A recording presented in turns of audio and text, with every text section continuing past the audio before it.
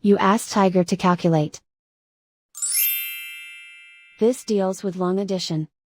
The final result is 280.65. Let's solve it step by step.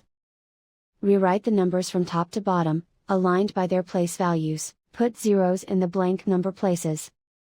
Add up the digits in each column, from right to left. 0 plus 5 equals 5. 7 plus 9 equals 16.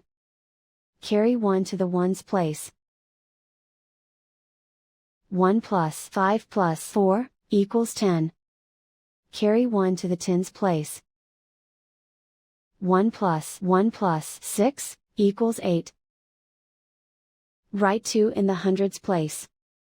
And so the final result is 280.65.